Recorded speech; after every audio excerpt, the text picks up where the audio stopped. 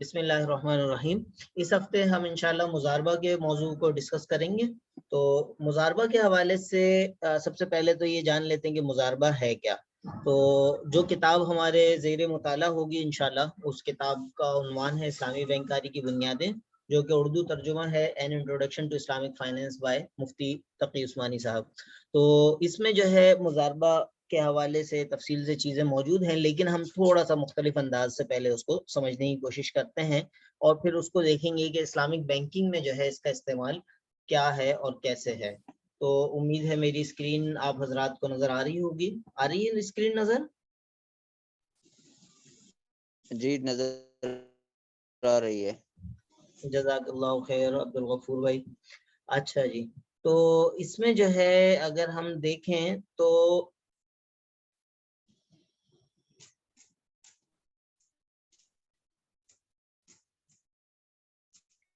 یہ 3 نکاتی فارمولہ یہاں پر درج ہے، صحیح۔ سب سے پہلا ہے جس کو ہم کہتے ہیں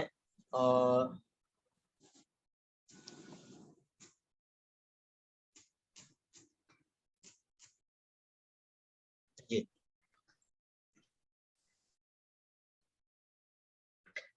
یہ جو ہے بیسیکلی کسی بھی بینکنگ سسٹم کے پوائنٹ آف ویو سے اب جو ہم بات کرنے جا رہے ہیں یہ بڑی امپورٹنٹ ہے۔ ہو سکتا ہے کہ یہ ایک تصویر جو آج ہم جس کا پہلا حصہ یا ابتدائی حصہ پڑھنے جا رہے ہیں، یہ ایک تصویر آپ کے بینکنگ سسٹم کے حوالے سے، بینکنگ کو سمجھنے کے حوالے سے کافی مفید ثابت ہو سکے۔ یہ بینک اسلامی میں رہتے ہوئے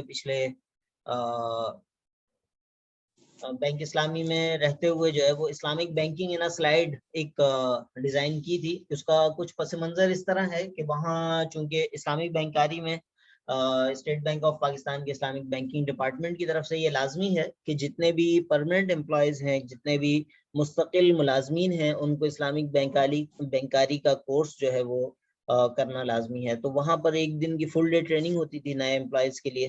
تو ان کے لیے ایک بڑا مشکل مرحلہ یہ ہوتا تھا کہ ایک دن میں اسلامک بینکنگ کیسے سمجھیں۔ تو اس مسئلے کے حل کے لیے اس پہ کافی سارا غور و فکر کیا گیا، اس پہ سوچ و بچار کی گئی۔ پھر مفتی ارشاد صاحب اور دیگر حضرات سے جو استفادہ کیا گیا، اس کو ایک سلائیڈ کی شکل دی گئی، اور اس کا نام رکھا تھا Islamic banking in a slide. ایک سلائیڈ کے اندر اسلامک بینکنگ۔ پتہ نہیں ابھی جو ہمارے اسلامک بینک اسلامی کے ساتھی ہیں وہ اس سلائیڈ کو یوز کر رہے ہیں یا نہیں کر رہے، لیکن یہ وہاں پر سلائیڈ جو ہے وہ ڈیولپ کی گئی تھی۔ تو اس کا اظہار جو ہے اس ریکارڈنگ میں ضروری ہے تاکہ ایک اس حوالے سے علمی دیانت کا تقاضا پورا ہو۔ اچھا جی، تو بیسیکلی اگر ہم دیکھیں یہ جو 3 بلو کلر کے یا نیلے کلر کے ڈبے آپ کو نظر آ رہے ہیں، تو کوئی ساتھی بتا سکے گا یہ کیا ہے؟ بینک یا دیگر مالیاتی واسطہ کار اور ڈپازیٹر اور پہلا والا اور آخری والا ہے فائنینسر۔ اور کسی ساتھی کو کچھ سمجھ میں آیا کیا چیز ہے یہ 3 گول گول دائرے؟ جی یہ ایک تو لکھا ہوا نا کہ ڈپازیٹرز، اور یعنی جو رقم دینے والا ہے، ڈپازٹ کروا رہا ہے، اور دوسرا بینک جس کو دے رہا ہے جو واسطہ ہے درمیان میں، اور تیسرا جو ہے فائنانس ہے کہ جو مال ہے جو آپ پیسے جمع کروا رہے ہیں، جو وہاں سے وصول کر رہے ہیں لینے والے۔ جی ماشاءاللہ، بہت زبردست۔ اور کوئی ساتھی؟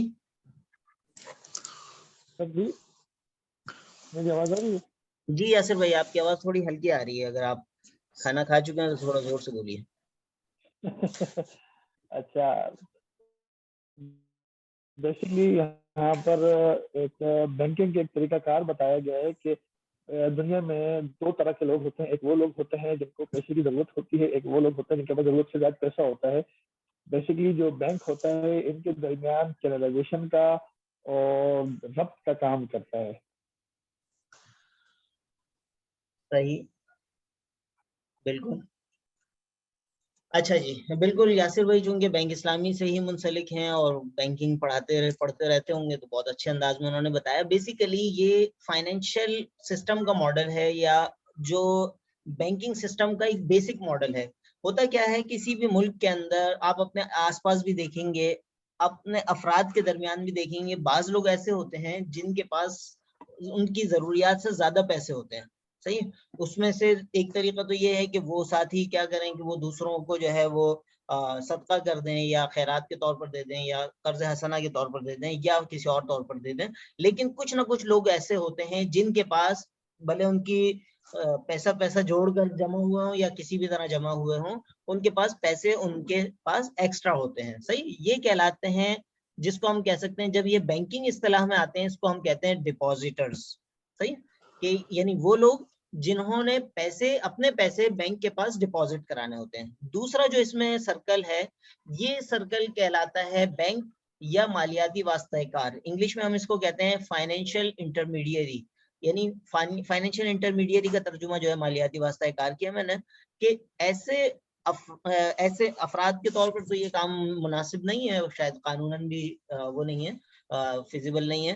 بینک یا ایسے دیگر ادارے, مثال کے طور پر مضاربہ کمپنیز ہے, مثال کے طور پر اور دیگر ایسی کمپنیز ہیں فائنینشیل انٹرمیڈیریز جو ڈپازیٹر سے پیسے وصول کر سکتی ہیں قانوناً, وہ ادارے جو ہے یہ سارے فائنینشیل انٹرمیڈیری یا بینک اور اس سے سملر ادارے کہلائیں گے.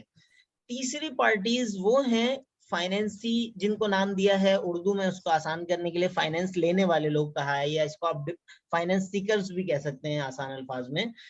وہ لوگ جو ان پیسوں کو بینک سے لے کر استعمال کریں گے. اب وہ گھر بنانے کے لیے بھی لینے کے ضرورت پڑ سکتی ہے, وہ گاڑی خریدنے کے لینے کے لیے بھی استعمال کرنے کی ضرورت پڑ سکتی ہے کہ گاڑی خریدنی ہو, یا مزید کسی تجارتی کاموں میں, مثال کے طور پر ایک کارخانہ ہے کسی صاحب کا, وہ دوسرا لگانا چاہ رہے ہیں یا پہلے ہی کارخانہ لگانا چاہ رہے ہیں, تو وہ بینک سے اس کی اپلائی کر سکتے ہیں. تو اب وہ ملتا ہے نہیں ملتا وہ ایک الگ کہانی ہے, لیکن وہ اس بات اگر وہ ان کو پیسے ملنے میں کامیاب ہو جائیں تو وہ فائنینس لینے والے فرد ہو جائیں گے. تو یہ بیسک سسٹم ہے کسی بھی بینکنگ سسٹم کا. اچھا, اب اس میں شریعہ پوائنٹ آف ویو سے, چونکہ ہمارا فقہ المعاملات المالیہ کا ایک یہ کورس ہے اور اس کا حصہ ہے, تو یہاں جو چیز ہمارے سمجھنے کی یا جو امپورٹنٹ چیز ہے وہ یہ کہ یہ چیز بذات خود جائز ہے یا ناجائز ہے. اب تک کی انفارمیشن کے پوائنٹ آف ویو سے آپ حضرات بتائیں کہ یہ کیا آپ کو شریعہ پوائنٹ آف ویو سے کیا لگتا ہے, کوئی آپ کے پاس آئے کہ یہ اس طرح کام ہے تو یہ جائز ہے یا ناجائز ہے, کیا بتائیں گے آپ؟ میں چاہوں گا جو ساتھی نہیں بولے وہ بولیں تاکہ سن کے سننا ہو جائے بلکہ بولتے رہیں. جی خوشحال بھائی.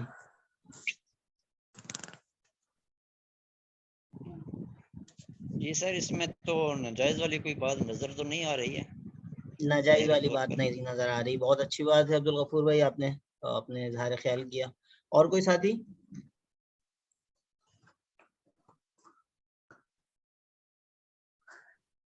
اچھا, خاموش اکثریت جو ہے وہ ان کے خیال میں یعنی اس کے حوالے سے کوئی رضامندی کی علامت ہے. رضامندی کی علامت تو کچھ خطرناک صورتحال میں ہوتی ہے, خاموشی ہمیشہ نہیں ہوتی رضامندی کی علامت. ہم نے جن لوگوں کو داخلہ دیا تھا ان کے لحاظ سے تو خاموشی رضامندی تھوڑا سا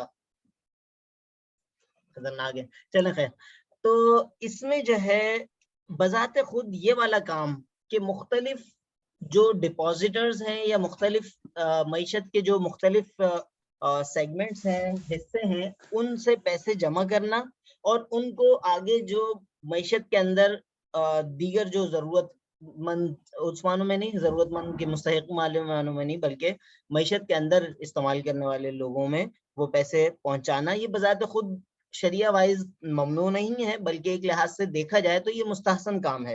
مثال کے طور پر ہم اس کی طرف آ جاتے ہیں ڈپازیٹرز کے سائڈ پہ.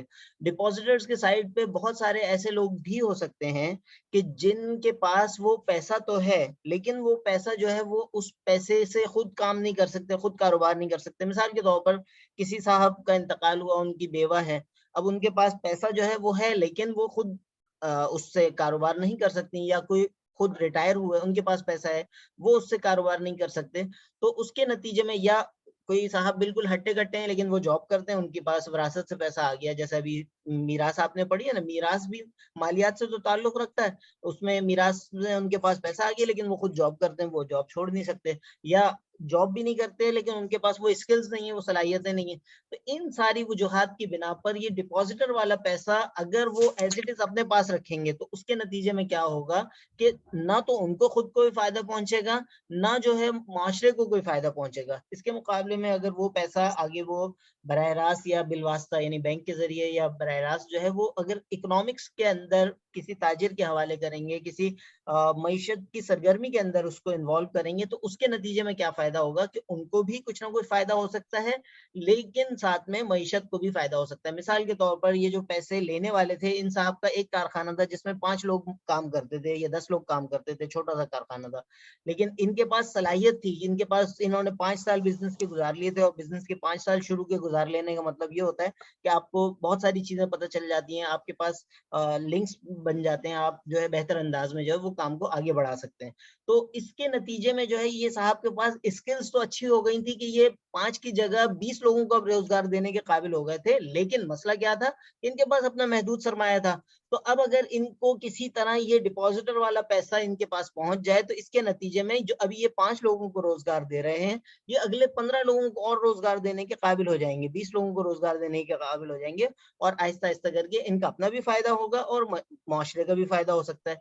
तो बजाते खुद ये काम जो है, ये काम यानी कहा जा सकता है कि किसी हद तक जो है मुस्तहसन भी था। लेकिन अगर यही काम एक ऐसी कीमत पे हो रहा हो जिसको सूरह बकरा के अंदर आयत नंबर 279 के अंदर कहा गया हो कि सूद जो है अल्लाह और उसके रसूल से जंग है, उस बुनियाद पे किया जा रहा हो, तो यही काम गलत हो जाएगा। आप सब उलमा इकराम है, मैं इसमें तफसील में नहीं जाता, नॉर्मल बेसिक जो इस्लामिक बैंकिंग की ट्रेनिंग होती थी वहां हम थोड़ा सा तफसील में जाते थे, किस तरह किस बिहाफ पे जो है वो ये अल्लाह और उसके रसूल से जंग है। आपको इस हवाले से साहिब इल्म है तो उसकी तफसील में मैं नहीं जा रहा। तो अगर यही काम जो है ये सूद की बुनियाद पे हो रहा हो तो ये काम जो है ये जहर कातिल हो जाएगा, ये चीज जो है ये ममनू हो जाएगी, और कोई भी ईमानदार बंदा, अल्लाह और उसके रसूल को मानने वाला और अल्लाह और उसके रसूल की मानने वाला बंदा, वो इसमें मुब्तला होना पसंद नहीं करेगा। हम इसको किस तरह सूद कह सकते हैं? सूद की तारीफ क्या है? सबसे पहले तो ये चीज समझ ली जाए। सूद की तारीफ है कुल्लु कर्ज़िन जर्र मनफ़अतन फहुव रिबा। हर वो चीज जो, हर वो कर्ज जो कि नफा खींच के लाए, वो सूद है। तो यहाँ पर डिपॉजिटर सूदी बैंकिंग में या रिवायती बैंकिंग में, जिसको हम कन्वेंशनल बैंकिंग कहते हैं, उसमें क्या होता है कि डिपॉजिटर्स जो है ये पैसे बैंक को देता है, बैंक जो है वो आगे फाइनेंस लेने वाले को देता है। यहाँ तक बात तो नॉर्मल है, लेकिन किस बेसिस पे, किस बुनियाद पे? बुनियाद ये होती है नॉर्मल बैंकिंग में या कन्वेंशनल बैंकिंग में कि डिपॉजिटर्स ये पैसे देता है कि भाई ये पैसे, मिसाल के तौर पर ये 1 लाख रुपए आप रखें, इसके अगेंस्ट में बैंक कहता है मैं आपको 10,000 रुपए सालाना एक्स्ट्रा दूंगा या 5,000 रुपए सालाना आपको एक्स्ट्रा दूंगा, 5% आपके जो डिपॉजिट अमाउंट है इस पे ऊपर 5% इजाफी दी जाएगी। तो यहाँ पर जो तारीफ है सूद की, आप हजरात के लिए बिल्कुल यकीनी तौर पर जानना और समझना और समझे रहना जरूरी होगा कि कुल्लु कर्ज़िन जर्र मनफ़अतन फहुव रिबा, कि जब यहाँ पर इसने एग्जैक्ट आपको अमाउंट कहा कि आपको आपकी अमाउंट एज इट इज आपको वापस मिलेगी, लाजमन मिलेगी, तो ये हो गया कर्ज, यानी गारंटेड प्रिंसिपल, यानी आपकी अमाउंट आपको वापस लाजमन मिलना, ये कर्ज की निशानी है। सही, यानी आपकी अमाउंट का महफूज होना कि भाई आपको हर हाल में कुछ भी हो, बैंक को फायदा हो या नुकसान हो, आपको आपकी अमाउंट हर हाल में वापस मिलेगी, ये कर्ज हो गया। जब कर्ज हो गया, कर्ज के ऊपर कोई इजाफा जो है वो सूद होगा। तो ये उसूल यहाँ पर लागू हुआ। सेम इसी तरह बैंक ने जब आगे फाइनेंस वाले को दिया, फाइनेंसी को दिया, जिसने जो पैसे लेना आया था उसको दिया, और उसको कहा कि भाई ये अमाउंट आप रखें और इसके अगेंस्ट में आपने इतने % हमें सालाना देना है तो या माहाना देना है। तो इसके नतीजे में जो भी ये भी जो है कर्ज, अगर ये कर्ज की बुनियाद पर हो और कर्ज के ऊपर सूद हो, तो ये जो है किसी साहिब ईमान के लिए एक फिजिबल सिचुएशन नहीं होगी। यही वजह है कि पाकिस्तान में और दीगर इस्लामिक ममालिक में और इस्लामिक कम्युनिटीज के अंदर बैंकिंग या मालियाती सिस्टम के अंदर बहुत कम रुझान रहा है। सही, फाइनेंशियल इंक्लूजन जिसको आज की इस्तिलाह में कहा जाता है, रिसर्च की इस्तिलाह में हम फाइनेंशियल इंक्लूजन कहते हैं, वो जो है वो बहुत कम है। तो उसकी बेसिक रीजन यही है। अच्छा जी, अब यही काम अगर इस्लामिक बैंकिंग के अंदर किया जाएगा तो उसका क्या तरीक़ेकार होगा? तो यहाँ पर आज हम सिर्फ इसका एक छोटा सा हिस्सा पढ़ेंगे, बाकी हिस्सा जो है इंशाल्लाह नेक्स्ट में पढ़ेंगे क्योंकि टोटल 9 मिनट बाकी हैं। तो इस्लामिक बैंकिंग के अंदर हम डिपॉजिट साइड को सिर्फ आज डिस्कस करेंगे, फाइनेंसिंग साइड को आज डिस्कस नहीं करेंगे।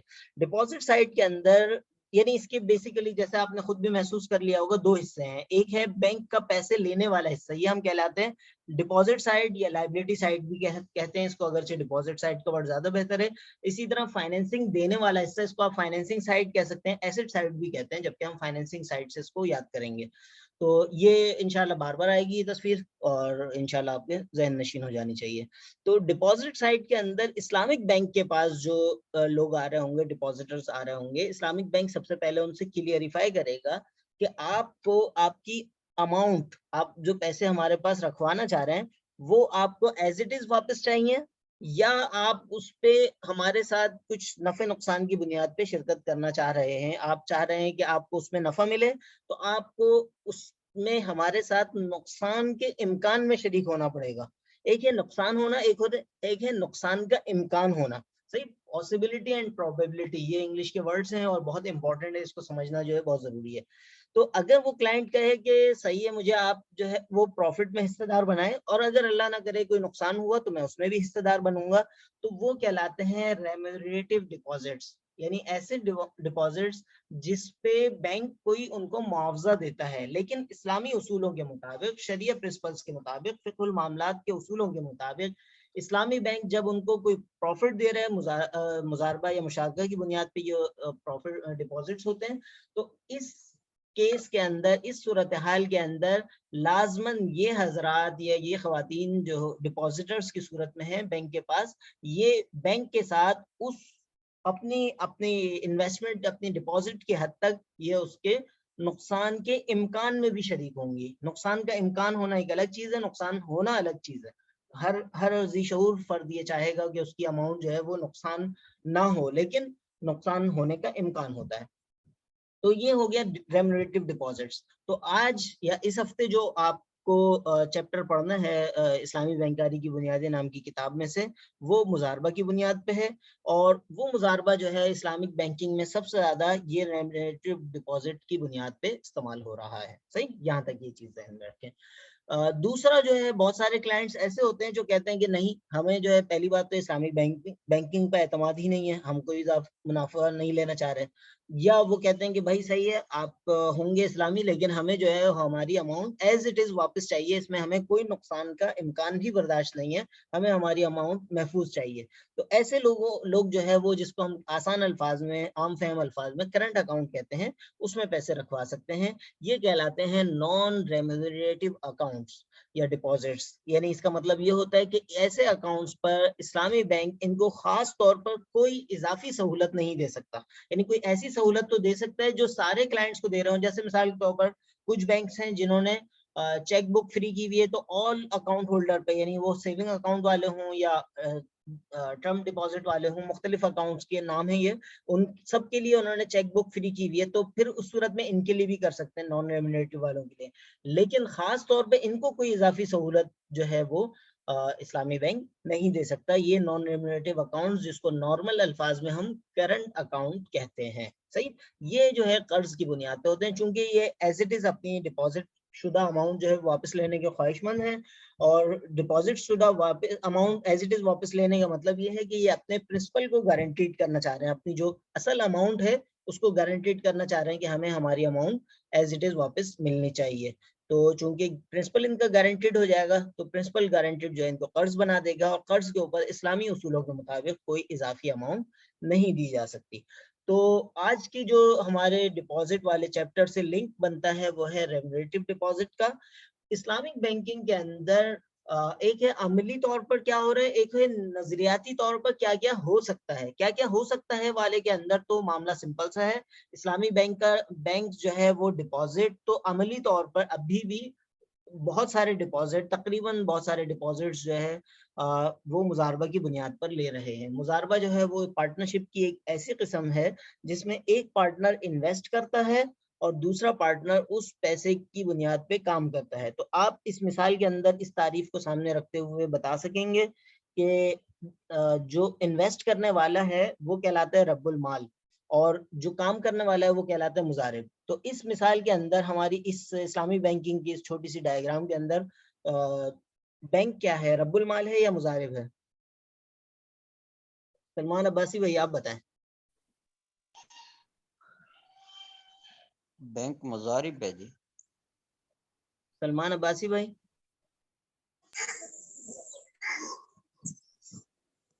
جی مطیع الرحمان بھائی آپ. جی مضارب ہے، بینک مضارب. بالکل. اچھا سفیر بھائی. سفیر بھائی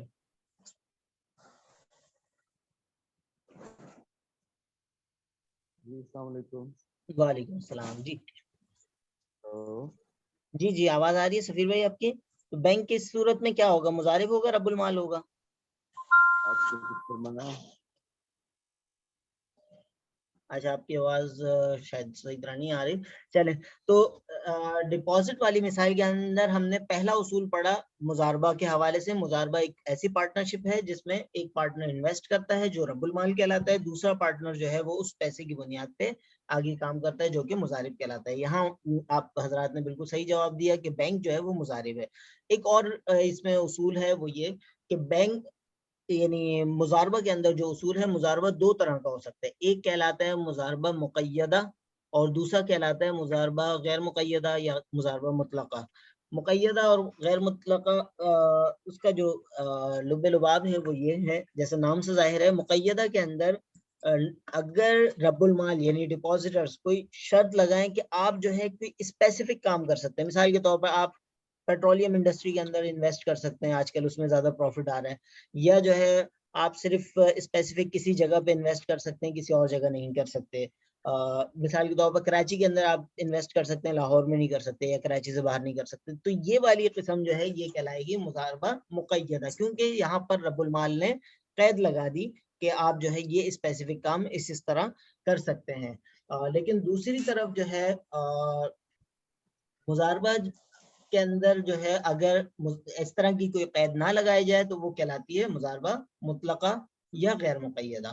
تو اسلامی بینکنگ چونکہ اس طرح کی عموماً شرائط قبول نہیں کرتے تو یہ جو ہے مضاربہ مطلقہ یا غیر مقیدہ جو ہے وہ کر رہے ہوتے ہیں. تو ایک بنیادی تعارف اور اس کا جو کرنٹ اسلامک بینکنگ انڈسٹری سے لنک ہے وہ ہم نے یہاں مختصر سا ڈسکس کیا, اور آپ حضرات نے سمپل وہی اسائنمنٹ کرنا ہے کہ اس سے ریلیونٹ جو چیپٹر ہے وہ آسان اردو زبان میں ہے. میرا نہیں خیال کہ ہم میں سے کوئی بھی ساتھی ایسا ہے جو اردو پڑھنے میں مشکل ہو رہی ہو. اگر مشکل ہو رہی ہو تو آپ لوگ پوچھ سکتے ہیں تاکہ اور ساتھیوں کو بھی بھلا ہو جائے. کوئی چیز وہاں مشکل لگے تو بالکل گروپ میں پوچھیں. اس میں فائدہ یہ ہوتا ہے کہ کسی ایک ساتھی کے پوچھنے سے جو ہے بہت ساروں کا بھلا ہو جاتا ہے. تو آج کا ٹائم ہمارا اختتام پذیر ہو رہا ہے, تو انشاءاللہ پھر نیکسٹ ویک ملاقات ہوگی. آپ حضرات میں سے کوئی ساتھی سے بات کرنا چاہے تو بالکل. ایک سوال تھا جی. جی جی سر جی جو آپ نے کہا نا یہ کرنٹ اکاؤنٹ میں جو ڈپازیٹر ہوتا ہے وہ بینک میں اپنی رقم جمع کرواتا ہے بغیر یعنی نفع نقصان میں شریک ہوئے بغیر.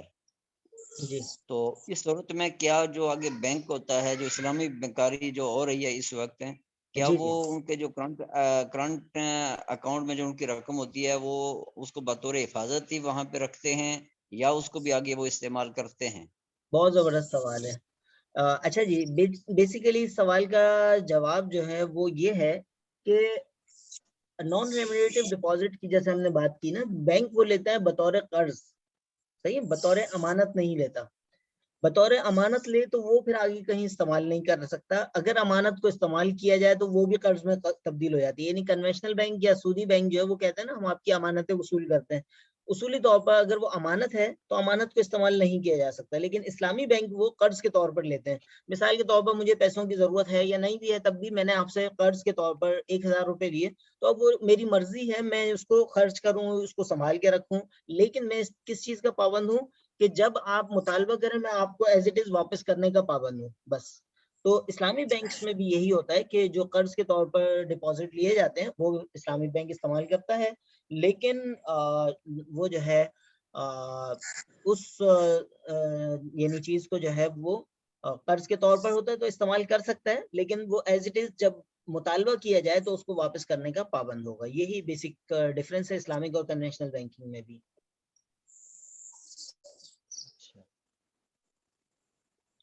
چلے میرا خیال ہے کہ اور کسی کا کوئی سوال ہے تو بات کر لیتے ہیں, ادروائز ہم اختتام کرتے ہیں.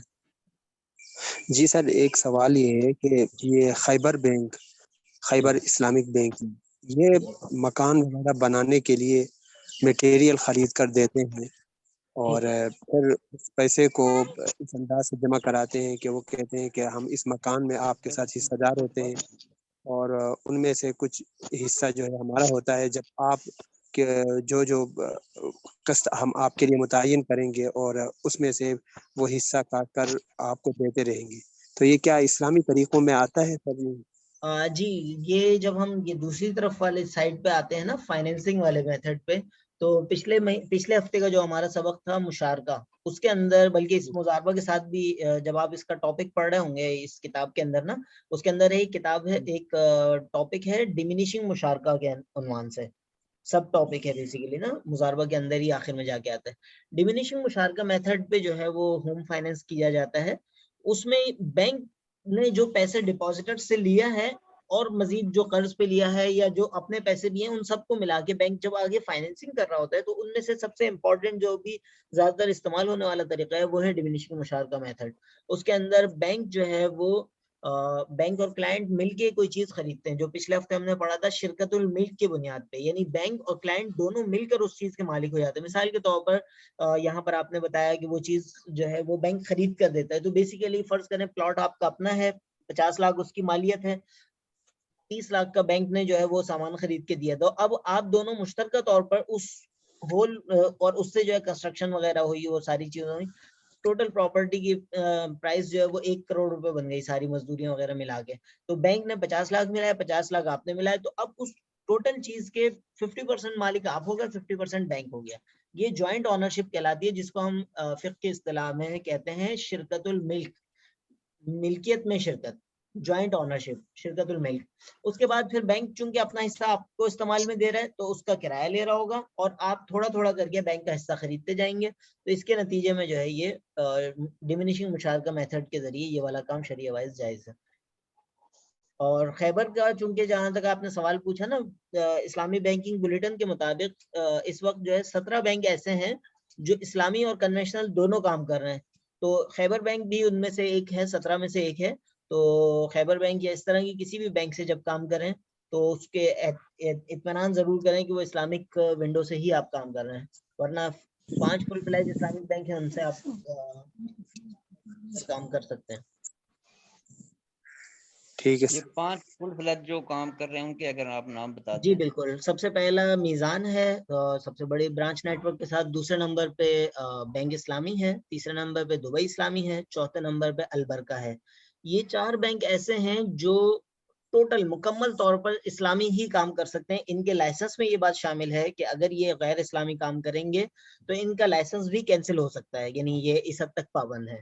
اس کے علاوہ 5واں جو ہے, یہ 4 میں نے نام گنوائے, 5واں جو ہے M C B Islamic. M C B Islamic basically M C B bank جو کنونشنل بینک ہے اس کی سبسیڈری ہے. سبسیڈری کا مطلب یوں سمجھیں جیسے یعنی ایک بڑی کمپنی ہے, اس نے الگ سے ایک کمپنی بنا دی, اگرچہ اس کا تعلق تو ہے کہ یہ اس کمپنی کا اسی کمپنی کے ذیل میں آتا ہے, ذیلی کمپنی ہے, لیکن بذات خود یہ مکمل طور پر فل فلیج ہے. تو اس طرح 4 وہ اور 5واں یہ ایم سی بی اسلامک, یہ فل فلیج اسلامک بینک کہلاتے ہیں.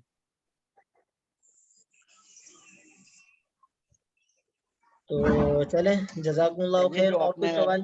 جی سر جی, یہ جو اپنا خیبر بینک کی جو مثال دی کہ جو کہ اگر مٹیریل کے اگر وہ پیسے دے, کسی کا ایک کے پاس, کسی ایک شخص کے پاس پلاٹ ہے اور مٹیریل سارا جو ہے وہ اگر وہ دیتے ہیں اس کی پیسے کاسٹ, تو کیا وہ اتنی ہی کاسٹ وہ واپس لیتے ہیں یا اس سے زائد وہ کاسٹ وہ ان کو وہ لے لیتے ہیں؟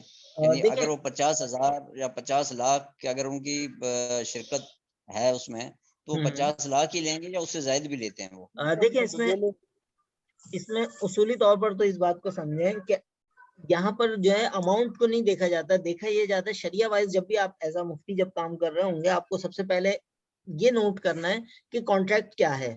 اگر تو وہ قرض کے طور پر دے رہے ہیں تو وہ 1 روپیہ بھی اضافی نہیں لے سکتے, صحیح ہے. قرض کے طور پر دے رہے ہیں تو سوائے سروس چارجز کے جو بہت مائنر سے ہونے چاہیے اس کے علاوہ کوئی اضافی اماؤنٹ نہیں لے سکتے. لیکن اسلامی بینک چونکہ قرض کے طور پر نہیں دے رہا ہوتا, وہ آپ کو دے رہا ہوگا یا تو مشارکہ کے طور پر دے رہا ہوگا یا مزاربہ تو نہیں دیتا عام طور پر, مرابحہ کے طور پر دے رہا ہوگا, استثناء کے طور پر دے رہا ہوگا. تو کانٹریکٹ جو ہے وہ کون سا استعمال کیا جاتا ہے؟ جیسے میری معلومات کے مطابق اس وقت پاکستان میں تقریباً تمام بینک یہ 17 اور 5 22 بینک جو اسلامی کام کر رہے ہیں وہ تمام کے تمام ہوم فائنینس کے لیے یعنی گھر بنانے کے لیے ڈیمینیشنگ مشارکہ میتھڈ یوز کر رہے ہیں. ڈیمینیشنگ مشارکہ یا شرکت متناقصہ والا میتھڈ یوز کر رہے ہیں. یہ جب آپ اس ہفتے کی ریڈنگ کریں گے نا تو آپ کو اس کا کافی تفصیل سے چیزیں مل جائیں گی. شرکت متناقصہ کے اصولوں کے مطابق جو ہے وہ اس میں اضافی اماؤنٹ لینے کے جائز ہے ان کے لیے, کیونکہ وہ شریعہ اصولوں کے مطابق ہی کام کر رہے ہیں. باقی بزنس پوائنٹ آف ویو سے بھی آپ دیکھیں نا, اگر وہ ایز اٹ از اماؤنٹ آپ کو 50 لاکھ دے کے 50 لاکھ ہی واپس لے رہے ہیں تو وہ ڈپازیٹرز کو کیا دیں گے, اپنے امپلائیز کو کیا دیں گے؟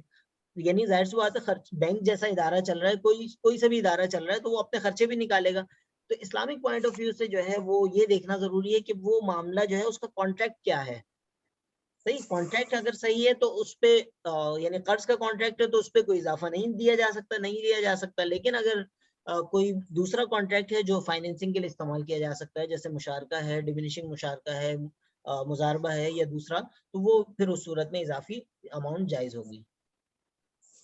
اس میں تو فرق تو پھر یہی بنتا ہے نا کہ جو کنونشنل جو بینکنگ ہے اس میں جو کنڈکٹ وہ کرتے ہیں وہ جو ہے وہ قرض کی بنیاد پر ہوتا ہے یا ان کا درست نہیں ہوتا, مشارکہ کی بنیاد پر یا بالکل مزاربہ کی بنیاد پر. ایسا ہی ہے. تو اگر کانٹریکٹ وہ صرف بیسک ایک چیز کانٹریکٹ.